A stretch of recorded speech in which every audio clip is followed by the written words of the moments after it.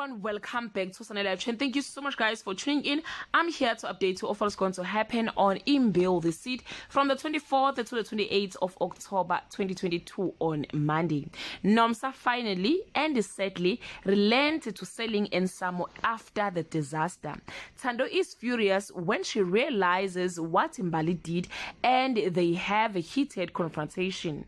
Maharaj managed to blackmail Nokzola to asking for a favor to get him a pardon on Tuesday. Bobby blames Nomsa for their plight. Nerupa tells Tando to follow rules from a certain book in order to get her man with her dignity intact. Zakithi gets a strange warning from one of her board members on Wednesday. A known criminal, Suleiman, is released on bail and then meet with Maharaj. The Bengals negotiate intlawulo for Sibongile. Tando and Mbali both go to the church meeting and Beksisa is shamed into leaving the meeting early on Thursday.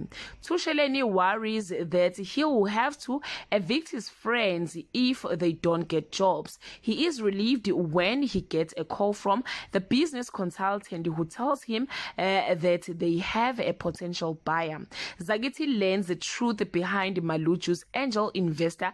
It's none other than Sani Maharaj on Friday.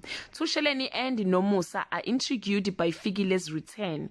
The gang is excited when they all learn they'll keep their jobs. Nokzola has a plan for how to get Maharaj free. Nokzola pleads with Sia not to tell or not to go to the police. Guys, this is all I have for today. You can leave your comment below and share your opinion. Bye. Hello everyone.